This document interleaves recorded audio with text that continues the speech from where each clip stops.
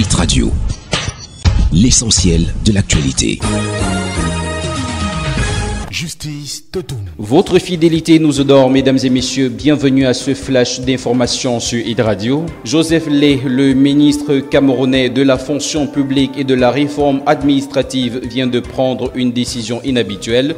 Dans une note portant sa signature, il invite les usagers de son ministère à lui réécrire directement à son adresse mail professionnelle en cas de besoin.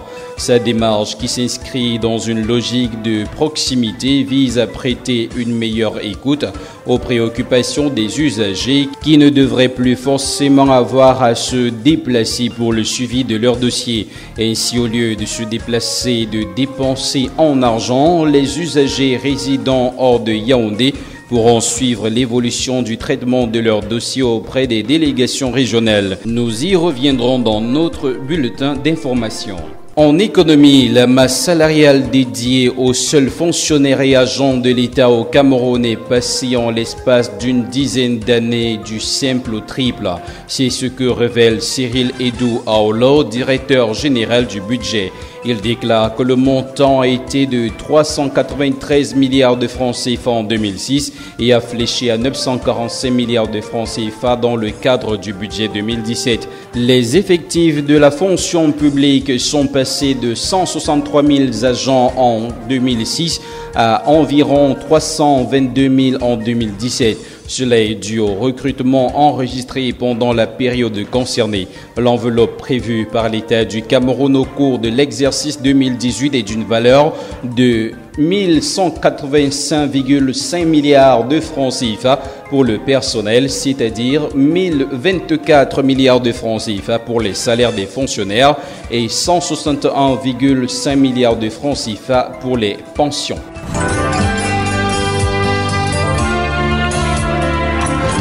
L'actualité internationale. Au Niger à présent, le campus de Niamey à nouveau en ébullition. Les forces de l'ordre se sont opposées à des étudiants qui exigent notamment la réhabilitation de 5 d'entre eux, exclus en mars dernier. Selon les étudiants, une quinzaine d'entre eux ont été blessés, pour certains grièvement.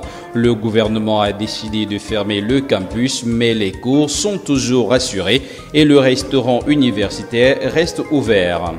L'Autriche souhaite durcir sa législation sur l'asile. Un projet de loi est en discussion. Après avoir placé le débat sur l'immigration au centre de sa campagne législative à l'automne, le parti conservateur du chancelier autrichien Sebastian Kurz passe à l'action.